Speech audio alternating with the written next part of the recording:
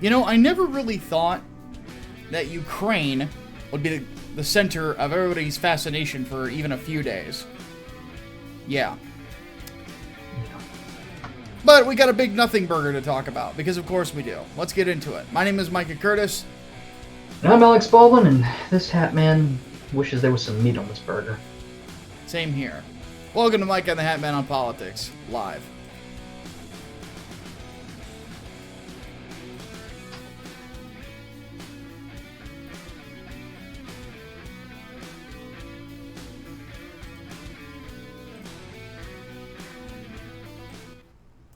Alright, so we have a little business to get out of the way before we get into the podcast itself. So, little bit of a press release-ish. That's a very dramatic way of saying it. So, many of you know that there is a writer out there by the name of John Della Rose. I had him on the show some time ago. Since then, I have disassociated with him rather harshly. Mostly because of his associations with the alt-righter Vox Day and his anti-Semitic rantings and beliefs. I want no association with these people at all, and I want to make that clear. The reason I bring that up is because John Della Rose listed Englewood and my name as a sort of, if you like this person, you'll like me. I will be frank. If you like me, you will not like John Della Rose. At all. Mostly because I'm only a dick to evil people. And second, he is basically using my name in my book without permission. I have asked Indiegogo if anything can be done about this because I am not happy with it. I want no association with him, the alt-right, Vox Day, or any Brian Niemeyer or any of those people whatsoever. So, I just wanted to get that out there because and here's the thing. He snipes at me from behind a block on Twitter all the time. I genuinely don't want anything to do with him at all. I'm perfectly fine with him blocking me. I don't want him around either. He should go off in his little corner and do his thing. So, what happens next, I'm not quite sure, but I will say this. Don't ever come under the impression that he and I have patched things up or that I am endorsing any of his work. I've actually never read any of his work. Full disclosure, I think he's had a couple of interesting concepts. What I have seen of it does not look like it's good execution. So, when it comes right down to it, I wanted to get that out there because he is going to act like I have said something great about a book that I never used. He's also used other people's names as well. I doubt with permission, but I will let them speak for themselves. So, just so you know. Second thing, on a positive note. So some of you know that we have another campaign coming up at the end of October. Englewood will be ending on October the 19th. It is currently in demand. We are only $60 away from hitting that 10,000 mark, in which case you, who backed the comic physically, will be getting a sticker of Elijah Wallace's gym logo. So, that will be pretty cool. Now, one thing to add on to that, though, is the artist for the next campaign, which is called 3 Nights, 4 Days, which is set right after the Crusades, and this concept of a gate to hell opening near an English village, and it basically ransacking the whole place. The artist for that book is a guy named Preston Acevedo. Preston is a very giving guy, and he goes out of his way to help people, and he works very hard to make sure that everything he works on is the best that he's done. And that's one thing I love about him. Now, he's in kind of a tough spot. The tough spot being is that his dog passed away today. And on top of that, he messaged me and he said that he is running low on drawing supplies. He does everything physical. So, below, you'll see us, the supplies are needed goal. I'd like to raise a little bit of money for him. To help him out, to get him back on his feet when it comes to supplies, so we can go ahead and keep rolling and he can keep doing what he does best and also heal a little bit from what has gone on. So, if you could, the Streamlabs link is in the description of the video. You could donate there. And I will make sure that, once this is we're all finished, I will immediately go on to Amazon and buy him some new supplies and go ahead and ship them to him. He's already given me his address. So yeah, if you guys would be willing to do that, that would be very, very helpful for Preston. And yeah, I just wanted to throw that out there. So, all right, let's go ahead and get straight into this.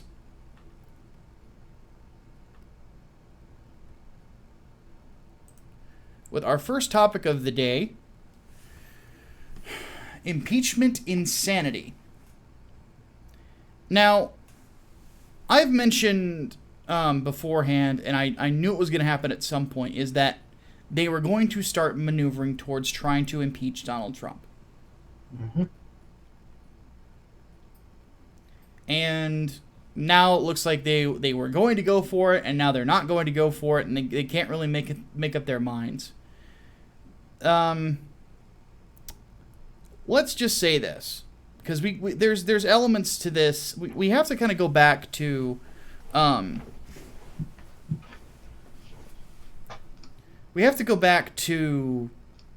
Joe Biden. So Joe Biden has a son named Hunter, who's a bit of a fuck up. A bit? Yeah. I'm being nice. But Hunter Biden was put on the board of a big oil company in the Ukraine, basically because his dad is Joe Biden. So what happened next is Joe Biden, or Joe Biden's son Hunter, was rumored to have been investigated, and his placement on this board investigated by the Ukrainian government. Well, during Joe's time as the vice president, and he has bragged about this, he threatened. Oh, hello.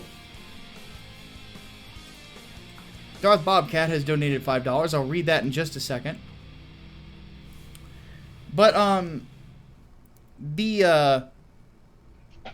do I put this? Oh, Biden basically said, if you don't fire this investigator, who was rumored to be corrupt, so there's layers to this, then we're withholding aid to the Ukraine. Basically, fire this guy or no money for you. Mm-hmm.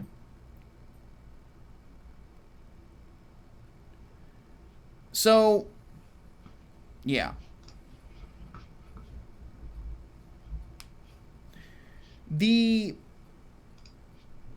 Obviously that's blatant corruption. The fact that Biden is bragging about it on the campaign trail, I think, is enough of a indictment on what exactly has happened there. Well, during a call with the new president of the Ukraine, Trump mentions it to him and says, you might want to look into this. That call caused a giant stir. Mm-hmm. Because if Donald Trump, during the course of that conversation, had threatened to withhold aid or anything along those lines to the Ukraine, and basically engaging in a tit-for-tat sort of arrangement, that's an impeachable offense. Mm-hmm. So, he released the transcript of that the day after Nancy Pelosi and everyone else started going freaking crazy talking about impeachment. And what we found out was that there was no threat to withhold aid. There was no quid pro quo. It was just Donald Trump suggesting something, which he is allowed to do. Mm-hmm. Hatman, right now, what is the polling favorability for impeachment? Last I checked from a Rasmussen poll, it was 66 or 67% against, and this is likely voters, against impeachment. Yeah. Now, that is primarily independents and Republicans. Democrats overwhelmingly, I'm talking like 80-90%, support impeachment. And this isn't about like an impeachment inquiry, just impeachment as in the trial itself. Yeah. Yeah, but the great majority of voters do not want this. They do not. But I think we kind of knew that it was coming anyway. Whether it be through the Nothingburger that was Russia, Russia, Russia, or some other trumped up charge, pun half intended. Ever since the Democrats won the House, it was just inevitable from that point. And kind of funny because I've been saying, if they're going to impeach Trump, they're going to try and impeach Pence too. And sure enough, now that's what people want to do. They want to hit Trump, Pence, and Barr as well. Yeah. And Kavanaugh too, apparently. Even though Yeah, Elizabeth Warren wants Kavanaugh impeached too, which is so does Kamala Harris, which oh isn't going to boy, happen. no, it's not. But this is this is the strategy to get a Democrat in the White House, trump up a charge, hit the president and the vice president, get the speaker in there. And honestly, I'm kind of surprised that Nancy Pelosi went along with this because she's played the game long enough to where she knows that this is more than likely going to hurt the Democrats in the long run. But I'm willing to bet that she's doing this to save her own skin. Somebody threaten her or threaten her speakership over this. I cannot help but wonder. I cannot help but wonder. That would be generally my thought.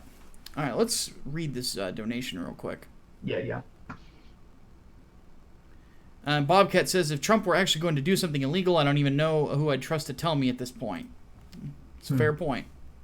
Yeah, seriously. But yeah, as it stands, it doesn't look like it's going to go through. If it does go through, it's political suicide for anyone involved. Mm-hmm. I don't think it would go through. I think that a lot of Democrats would actually vote against it. Or at least enough so they wouldn't get a majority. Well, supposedly they have whipped enough votes in the House for an impeachment inquiry. And I'm willing to bet that. Yeah, I'm willing to bet that those are Democrats who would vote for impeachment too. Yeah. The Senate obviously is going to be, the end all be all, whether or not he's removed from office, and he won't be removed from office. You need a 2/3 majority to convict. That is going to be nigh impossible. Oh yeah, absolutely. So yeah, needless to say, that's going nowhere. And then it gets even crazier. Then we had the whistleblower complaint, which, Hatman, can take people through this one. So the whistleblower is supposedly, according to the New York Times, a CIA official who, on secondhand knowledge, reported the phone conversation between Trump and the Ukrainian president as part of this whole what's the term I'm looking for? Witch hunt? That's as good as any. Yeah, it's basically is part of a fucking witch hunt. So now we're going off of a secondhand account of somebody who is allegedly blowing this whistle to say this is government corruption. This is Trump trying to pressure the Ukrainian president into investigating a political opponent. And so far, like the transcript, well, not the transcript of the call, but the contents of the call, I guess I could say, because itself doesn't say it's a exact transcript. It's like written by people who are just, stenographers. There we go. Written by stenographers over the course of the phone call. people are now saying that's not the actual transcript. We need the actual transcript because this is censored. This is wrong. And then they find that the records are sealed, and oh my God, the records don't need to be sealed. This is insane. Trump has something to hide here. It's conspiracy after conspiracy with these people. And honestly, like, just reading the transcript of the call, and even at the UN, there was a joint press conference at the UN between Trump and the Ukrainian president, which, again, I'm not going to butcher his name because I would. And he said, I did not feel pressured at all. This was a friendly phone call, and I did not feel obligated to do anything. Yeah. It's nothing. There's nothing there. I mean, the news was coming out like right as the Democrats were lining up all their impeachment talking points, and they haven't backed down. They're doubling down on it, as a matter of fact. And shall we get to Adam Schiff, or is there anything left to say on this one? We'll get to Adam Schiff here in a minute, but when it comes right down to it, this particular or the issue that I have with this is over and over again we find ourselves with the supposed whistleblowers or the supposed this or that. They never turn out to be actually anything. Mm-mm. Like, ever. And I think that that's emblematic of something. I think it's emblematic of people are so desperate to get this guy out of the White House, and I tend to ask for what? It's... I think at this point they just bought in to the lies of the cult. There's just no getting out at this point. They don't want to have to eat crow about it. Yeah. Whereas, we've said countless times, if we are wrong about all this, we will gladly eat crow. Because that's, it's much better to admit that you were misled than to double down on ignorance. But they're not going to. I would say it's a pride thing. I mean, they didn't want to admit that they lost in 2016, and now they don't want to admit that they're wrong about all this wrongdoing. They can't afford to.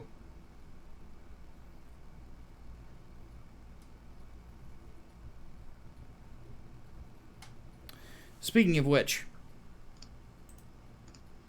pencil neck Adam Schiff. Oh boy. So here we go. Where do you Schiff, start?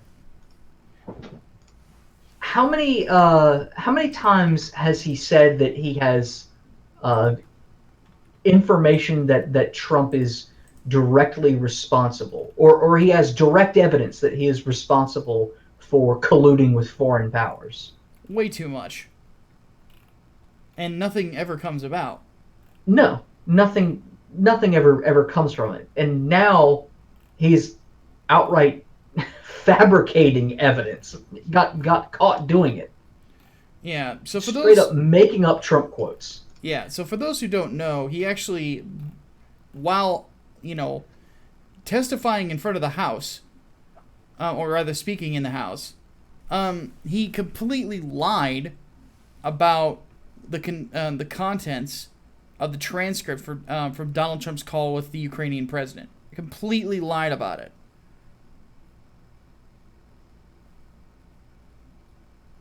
And, of course, this could land you in trouble. Hatman, what would he be looking at, honestly? Censure? There's already been a call for him to be censured. But, honestly, because he heads up this this committee that he was speaking at, I think it's a intelligence committee, there's not a whole lot that can be done. I don't know if you can uh, pull him out of there or remove him, if there's a procedure for that, honestly, at this point, he just needs to give up the ghost and resign. Yeah, and that's what a lot of people have been calling for as well, is for him Oh to yeah, resign. absolutely. I mean, Because he needs. This is another stunt for him. I mean, he's been on Twitter constantly saying, I have evidence. I know that Trump is guilty of this. I know that he's done this. I can prove it. And he never ponies up the evidence. And now when he thinks he's got something, the evidence that he ponies up is fucking fake. Is fabricated. Not even remotely real. And again, he doesn't want to eat crow about it. He won't do it. Yeah, this is one of the, at least in my opinion, this is probably one of the most disturbing elements of the this whole process. Is this guy quite literally just lying about shit, and then tries to claim that, oh, I read it on a parody site somewhere. That was really funny. I'm like, yeah. I'm sorry, what? It was a parody. My summary was a parody. No, bull crap. That's absolute nonsense. Again, trying to save his ass.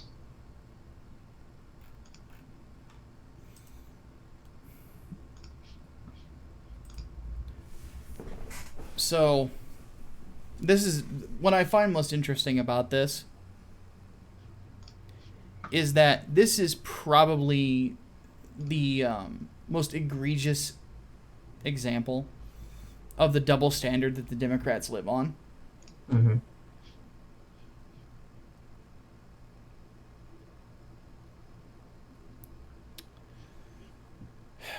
Because Adam Schiff makes this stuff up, and nobody on the Democratic side bats an eye. Nobody holds him to a standard. Mm-hmm. You have what's it? You have the whole Hunter Biden thing, and if Bill Maher actually made this point. Bill Maher actually said if it was Trump Jr. in Hunter Biden's spot, like if roles were flipped, Rachel Maddow would be talking about it every single night. Mm-hmm. And that I think is the most disturbing thing, is how willing these people are to just be as deceptive as they are. It's like, what why for you do this? You know? Like I don't really understand what it is about politics that just drives people so fucking mad. You know, it's like, yeah, he's the president.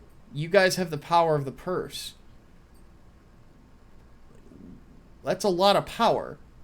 You know, you guys constantly blamed, Barack Obama, or I'm sorry, you constantly blamed the Republicans years ago when they had the power of the purse for stifling everything.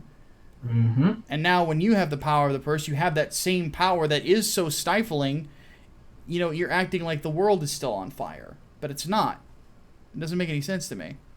Mm-hmm. I mean, I'm at the point now where I feel like it's, whatever one side does, the other side will do it to, give them a taste of their own medicine, or, well, this is how the game is being played now, so we have to play it. That sort of nonsense. So now I can't help but wonder if, because the Democrats have opened the door for an impeachment inquiry on such spurious fucking evidence, that the Republicans won't do the same whenever a Democrat gets into office next. If a Democrat gets into office next. I cannot help but wonder if we're getting to the point where impeachment becomes a common term that gets thrown around. And not just as, an outrage word. Yeah. Just straight up, we're serious, we're going to launch an inquiry.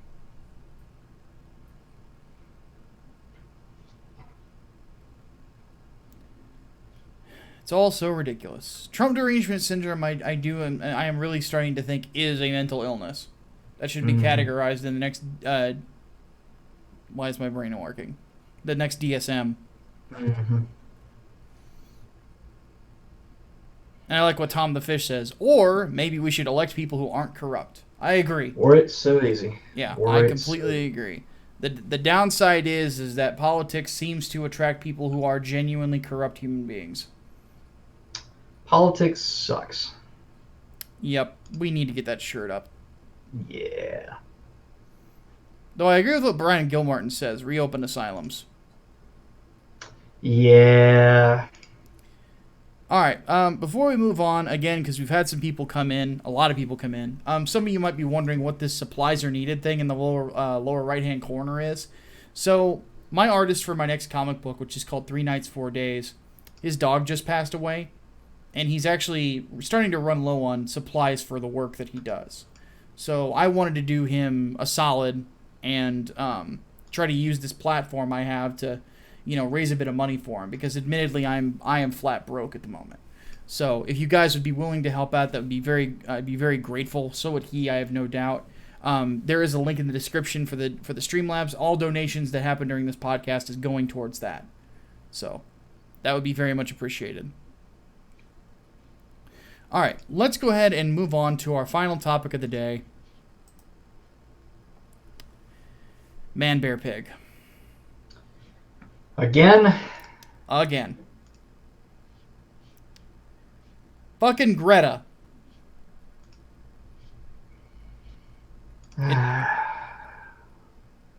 Like, this little girl is so ridiculous that I actually used a meme in the overflow,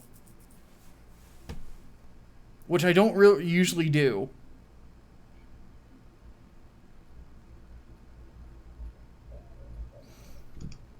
But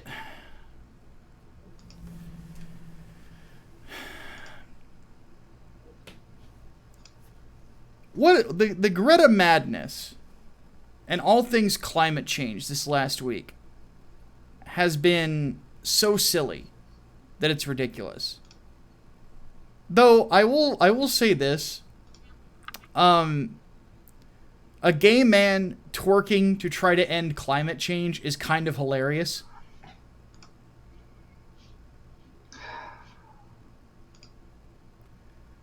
I saw that video, and my first reaction was just...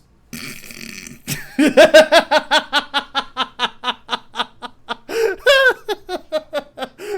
what are you doing? Dressing up like Freddie Mercury on a bender out in the middle of the street shaking your ass. Do you really think that's going to stop climate change?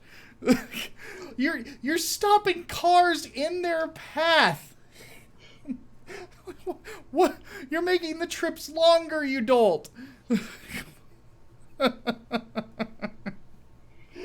Oh, dear God. I find that sort of stuff hilarious, to be honest with you. And I'm like, you look like you're having a seizure. That's not dancing. Oh, my God. I remember when grown men worked. You remember that? That was kind of cool. I mean, that's literally what I just got done doing. Yeah. I was cleaning screens today, So, hilarious for me. But anyway, as it stands, the whole Greta thing is weird. So we talked a little bit about her on the overflow, more so about the whole Michael Knowles thing and the Fox News apology, which we'll reiterate here in a second. But Greta Thunberg is a Swedish girl whose parents are Antifa supporters, who basically are using their child as a publicity stunt. Yeah. They have brainwashed her, let's be honest. I have actually listened to her testimony before the House and her speech at the UN, and zero statistics or anything like that were actually credible were ever cited. It's all listen to scientists, and things along those lines. So, what what petrifies, or not what petrifies me, what just kind of gets me. Oh, thank you, Daniel Parker. He says here, Greta has a pouty look on her face when Trump walked past her. That looked like a scene out of The Office. Like, she just thought he was going to come over and talk to her. He just blows right past her. And she just get this look on her face of, how dare you? Again. Mass extinction. Ugh. Good Lord. So, she comes over here on a boat. Or at least they start to. Mm-hmm. Then, because it doesn't go so well, because it's almost like you shouldn't send a 16-year-old on a fucking boat voyage all the way across the Atlantic.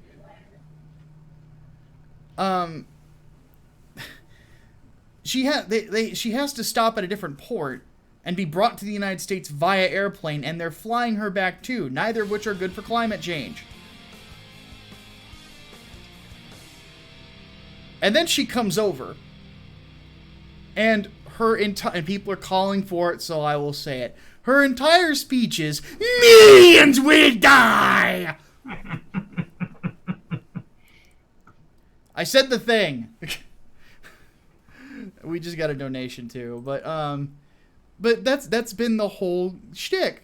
Darth Bobcat says, I think Twitter's driven a lot of people mad. I worry that what we have when we have another Democratic president again, we're going to see a lot of online conservatives go, say, Gabbard derangement syndrome.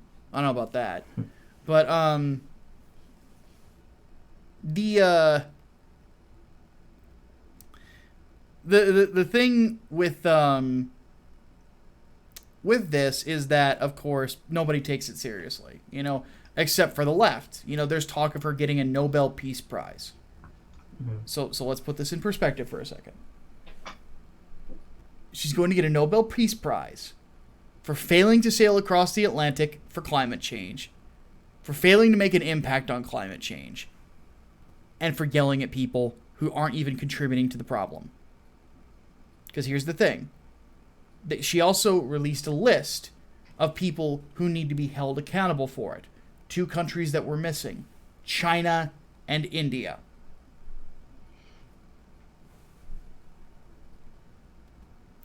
Yeah. Still did more than Obama, though. Yeah, Obama literally did nothing.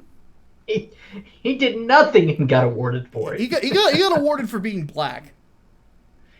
He got awarded for not being George W. Bush. Yeah. That's what he got it for. So, but now they're talking about giving her a Nobel Peace Prize. And it's like, why are you here? That is my general question. Why are you here? Why is this girl who has Asperger's syndrome and apparently some sort of anxiety, why are you here? And then oddly enough, Michael Knowles, and I said this on the Overflow, but I'll reiterate, he actually points that out. And he says they are taking advantage of a girl who has mental issues, who is mentally ill, mm-hmm. for their own gain. And it's despicable. There is 0 things wrong with that statement. Saying that someone has a mental illness is not insulting them. Mm-hmm. At all. I have one. Well, technically I have 2. Depression and severe anxiety problems. But I'm also on meds for it. So, well, I'm on meds for the blood pressure problems that it creates. But because I don't want to be on the anxiety meds because I worry it's going to screw with my creative side. So the blood pressure medication just keeps my body from getting too panicky. So now it's just, instead of feeling like I'm going to explode, I just feel like I'm nervous, which is I can live with. So as it stands, the thing that I find most crazy about it is, that we feel like we have to treat this 16-year-old with kid gloves when she says she wants to be treated like an adult. Yeah. Okay. She wants to be treated seriously. She wants to be the adult in the room when apparently nobody else is going to be with. Okay. Well, this is it.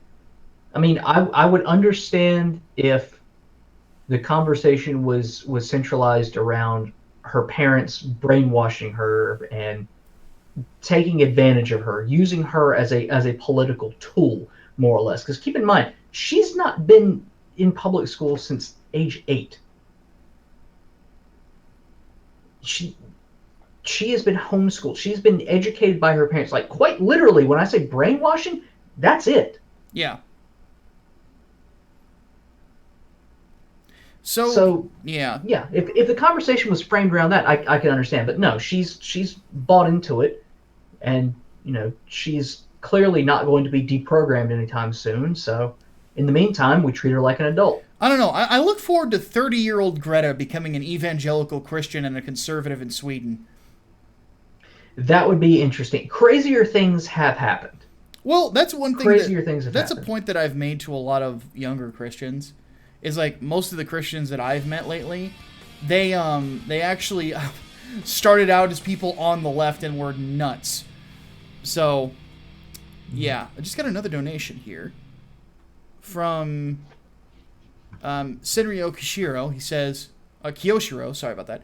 What I find most messed up about this is that people think it's okay to see an autistic girl as a pawn because she's a scientific pawn, not a political pawn. Like, that is so much better. I got blocked by folks because I detect autism as an autist.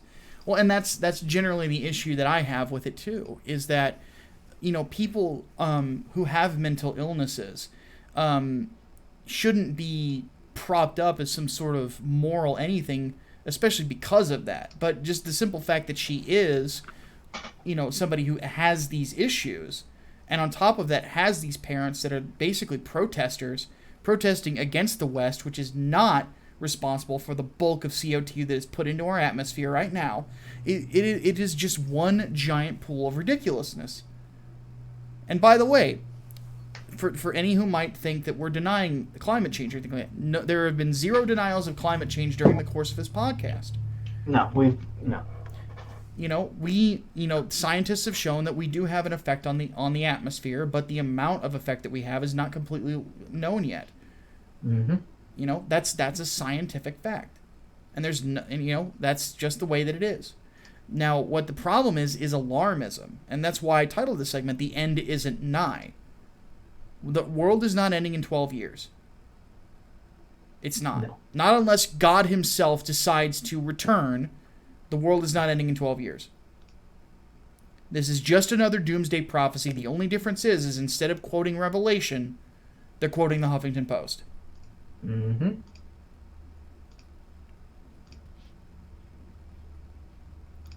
So, and by the way, I'm not saying that mental illness is a disqualifier, just to quote something out. I don't like the fact that she's being propped up and it is somebody who is mentally ill.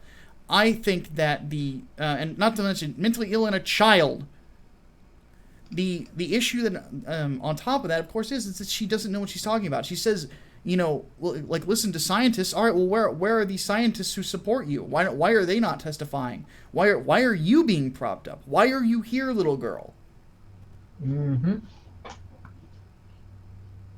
If you're here to tell me to listen to somebody else, if you're here to tell me to listen to somebody else, grab the people that I should be listening to and put them in front of me. Because if you can't do that, all you are is the female David Hogg. Yeah, pretty much. Because you're just as dumb. If we're supposed to be taking scientists seriously, why the fuck aren't there scientists being put up in front of the UN saying, "How dare you"? Yeah, it's like, well, where are they? Yeah, where are they? Where's their research that proves that the world is ending in 12 years? Mm-hmm. Has it been cross-checked? Has it been criticized by their peers? Where are these studies? That's simple. All I'm asking. Where are they, and have they been properly scrutinized? That's all I ask. Instead, you have people who don't know anything about science just coming out and saying "man, bear, pig." Because Bill Nye's not a scientist. He just plays one on TV. This little girl is not a scientist. AOC is not a scientist. These people don't know shit about shit. They don't know what they're talking about. And that's generally the issue that we find here. Is that we have people who are not experts on the situation coming forward and trying to talk about these sorts of things. And then end up putting their foot in their mouths and basically just wasting everyone's time. Not to mention, again, they're not suggesting that we put sanctions on India and China to help with this. They're not asking anything along those lines. They're not saying nuclear power. They're not suggesting ways to make solar and wind more viable. Mm-hmm. These things are not happening. No, there's no solutions being proposed aside from socialism. That's the miracle drug, I guess, the snake oil. Yeah, that is basically it. Oddly enough, that supposed solution gives people like AOC more power, Rashida Tlaib more power, and so on and so forth. Gives them more power. Funny how that works out. Yeah. So yeah. That be how it be, and it is absolutely ridiculous. All right, let's go ahead and move into Q&A. So, for those of you who have questions, politics questions, please go ahead and place them in the chat. If you donate, of course, you're going to get priority just because you're giving us money. But we need to check the our monthly donations, or donators, I should say, are patrons in the Patrons Discord. So, Holy Ninja Toe asks, thoughts on the guy who got around $1 million over a beer sign, donates the money to charity, then gets the cancel culture treatment? Oh, but the story does not end there, my friend. Then, the guy who dug up all those tweets, the reporter who did it, people dig up his old stuff, and he gets canceled. Mm-hmm. But it gets even better. Oh, there's more layers. Yes. Now that dude is claiming that he is the true victim of all this, that he was just doing his due diligence as a reporter, and that he's a victim. But it gets better. In his statement, he says that he was treated exactly like women and people of color are routinely trashed on the internet. Try to virtue signal his way out of criticism. What a scumbag. Yeah, that's about a 12 on the scumbag quotient that usually ends at 10. You know what that earns? That earns a fuck 'em. Fuck him. Fuck 'em.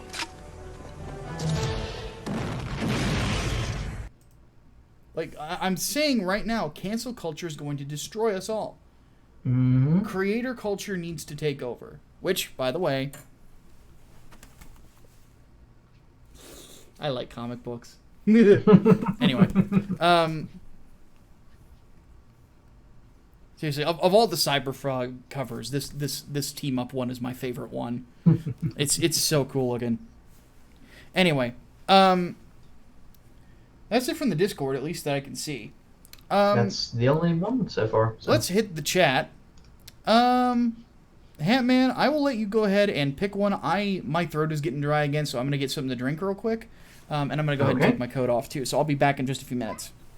All right, let's hit some quick ones. Hardworld Entertainment asks, so apparently there's a trend of Democrats in Minnesota turning to Trump. Remind them Thoughts? of the rules too. Good. Yeah, by the way, the whole thoughts thing, be more specific. Hardworld, you ought to know better. But yeah, that's good, and I have to wonder if Illinois has anything to do with that. Matchstick asks, how do you think the political systems on Mars, the Moon, Jovian moons, etc., will be set up? Good God, let's get to one place first. One off-world colony. Besides Jovian moons, like we haven't even gotten to Mars yet. Let's not go too far into it. I had to say Titan Station. What do you think is going to be the politics? Anyway, I'm getting into Dead Space lore there. It's interesting. I don't know, because you would almost have to have a central uniting government, almost like a UN situation. I mean, I think back to Halo's UNSC basically running everything, but then you've got your outer colonies that are rambunctious and rebellious and whatnot. So I don't know.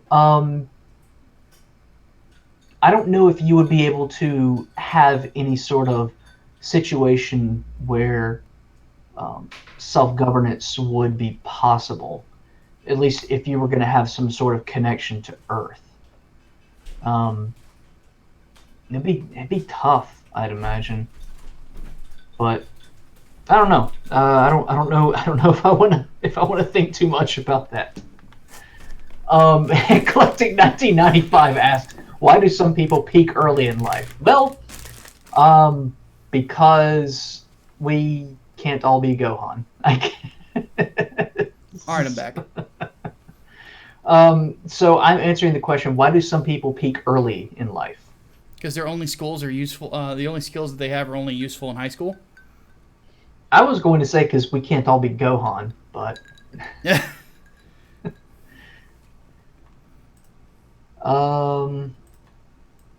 Let's see. We kind of answered this or talked about it before.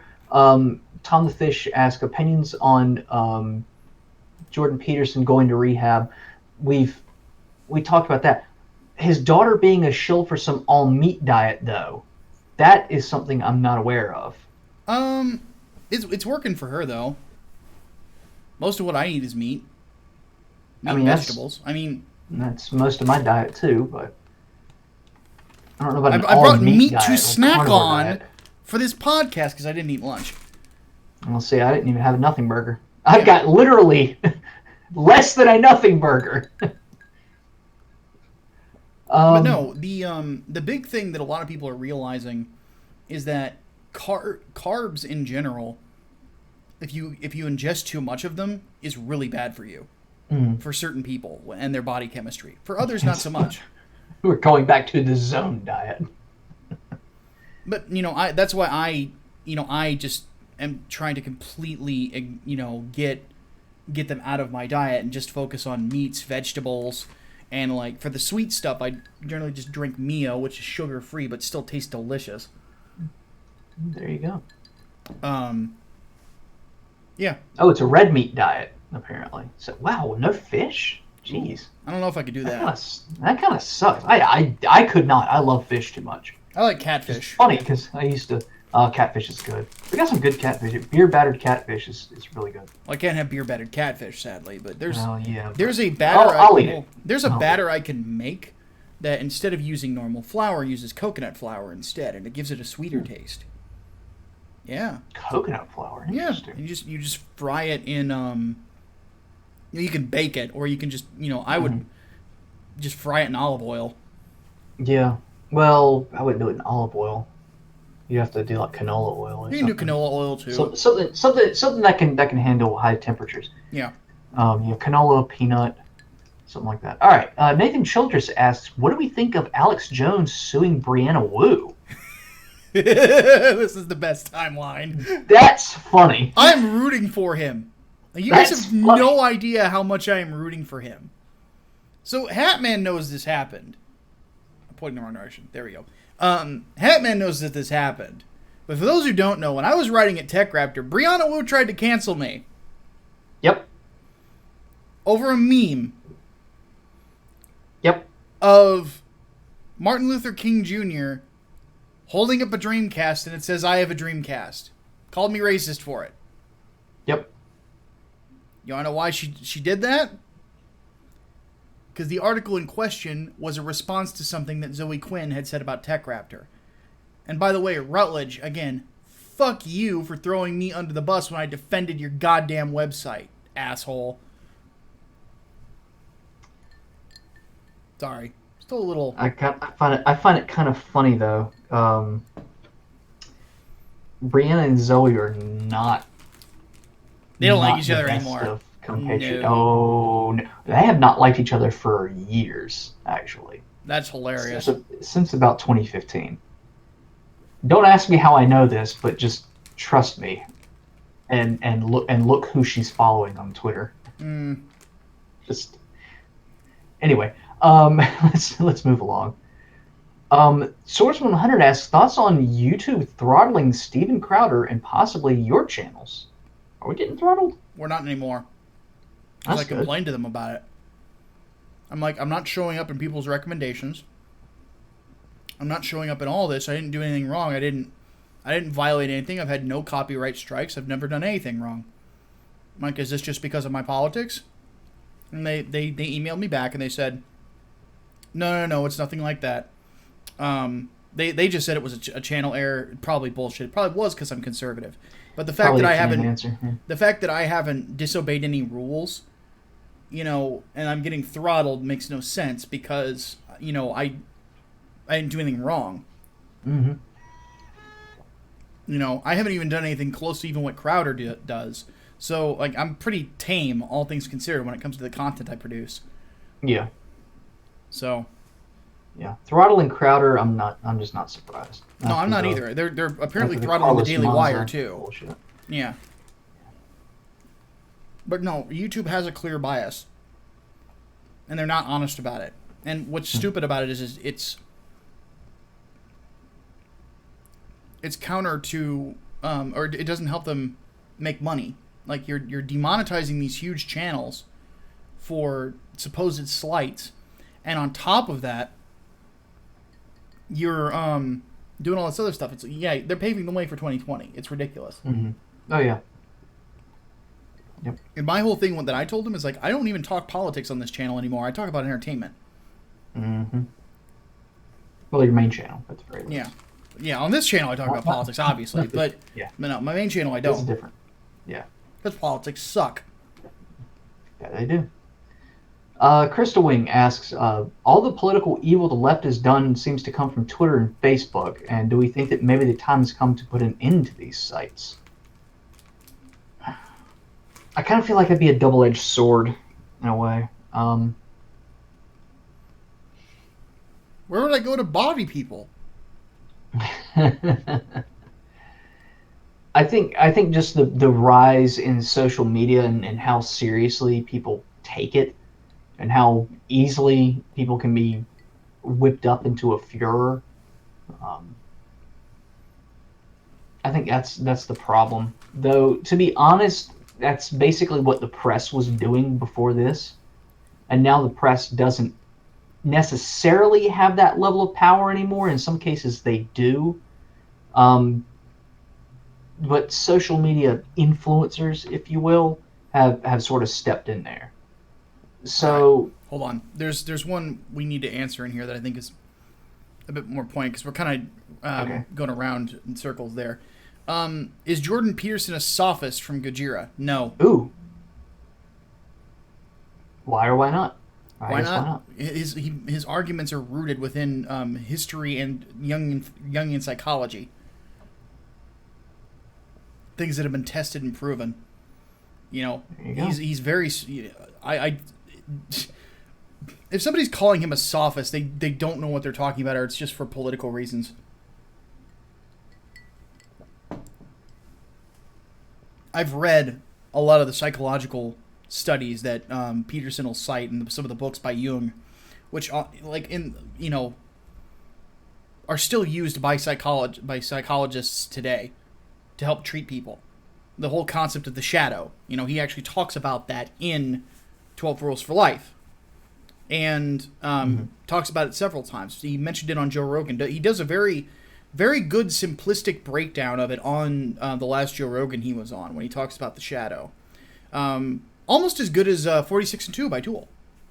But no, that's what he roots it in. And Jung is considered to be the father of modern psychology. A lot of the philosophers that he quotes from and argues from are reputable and well known, and set the standard for Western belief. So I don't really think that he's a sophist. No, I think a lot of the things he says are very true. The only thing I've noticed is he doesn't really perform that well in debates. But that's because he's not really that sort of attack sort of debater. He is more or less a more calm and thoughtful, reactive type. He's good to have on a panel, but one-on-one, that's like Ben Shapiro's specialty. But no, I think that Peterson's very insightful, and that's part of the reason as to why he has had such success. From what I've been told by people, he's actually a very, very kind individual too. So. Mm-hmm. I want to answer Koopa's Revenge Home's question, but I think that'd be better on the overflow because that's a deep dive. I don't think it's that deep, all things considered. I think that, and Really? no, because it kind of ties into another question that somebody asked us, like, why is the solution for things always socialism? You know, Okay. and Let's hit let's that answer then. both of those simultaneously. So the big issue is that there is this assumption by people that government can be a sort of savior because it is the elected officials of man. Well, the Right. problem with this is very simple. Man is flawed. Man has problems. Man screws up. Man has agendas because we're all individuals. Mm-hmm. And we're all going to What's have that our own. Jefferson quote? If men were angels, there'd be no need for government. Exactly. I think there'd be no need for laws, but Or something like that. Yeah. yeah. And that's basically what the way that it is. You know, there is a need and an understanding from people is that the individual needs to be the primary, not the government. You know, people are capable of taking care of themselves. The this idea just seems to be like it's just a power play, and people Yeah. are duped because they think that government will solve all the problems, that government will actually has the power to do all the things that they say they can do.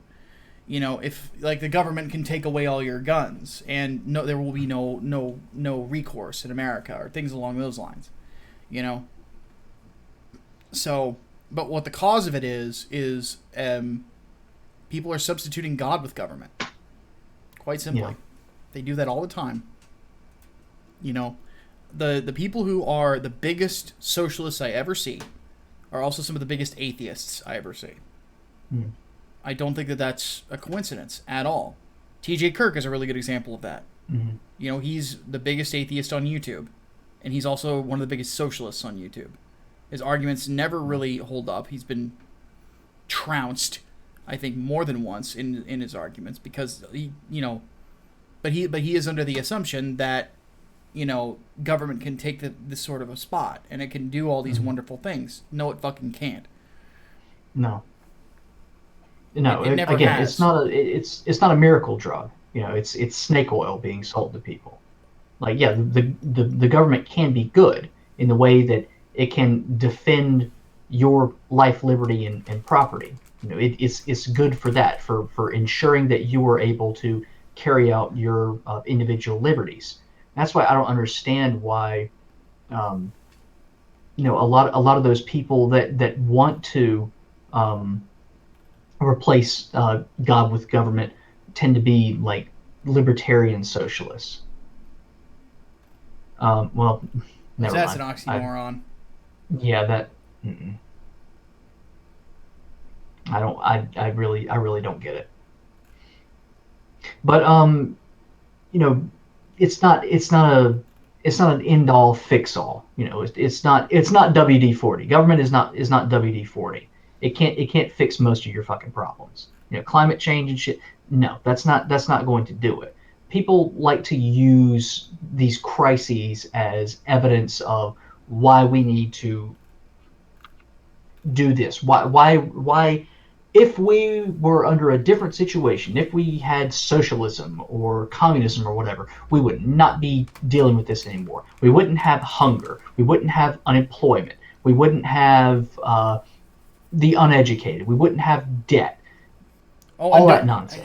and by the way, don't forget that the Soviet Union never happened. That wasn't real communism. No, it was never real communism. No, North Korea, that's not real communism. China, that's not real communism.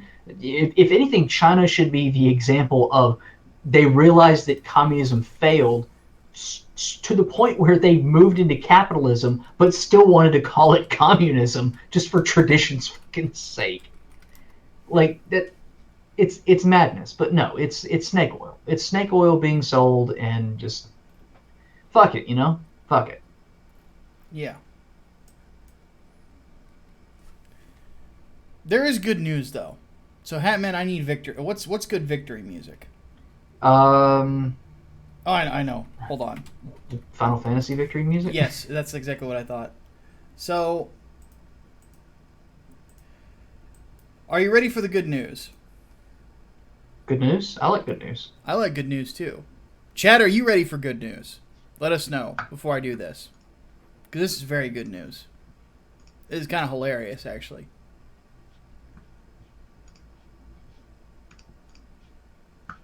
Alright. The incredibly racist and idiotic Sarah Zhang, who just recently told people who are subscribers to the New York Times to not renew their subscriptions to the New York Times, Sarah Zhang has been fired.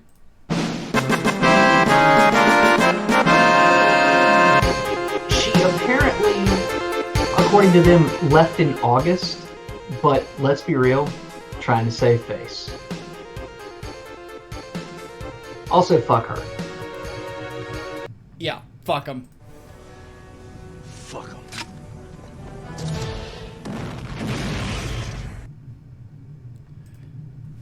Alrighty, folks. Again, I want to thank all of you who have donated to try to help Preston out. We're hoping to hit this goal by the end of the day today. But regardless, we're going to go ahead and take off. So if you have questions for the overflow and you did not get a question answered during the course of the podcast, please go ahead and put it in the chat. The mods will send catch it to Hardboiled. Yeah, Hardboiled will pick them up. Yep, and then we will go from there. We are going to go ahead and take off for a bit, and we will return with the entertainment podcast where we'll be talking Spider-Man, Joker, and video games. And Wings, apparently. Wings? That's what you said you watched. Yeah, I'm going to talk about Wings. Yeah. We will return, so stick around. My name is Micah Curtis. And I'm Alex Baldwin, and I'm hungry now. Me too. We'll be back in just a bit. Deuce Volt. Deuce.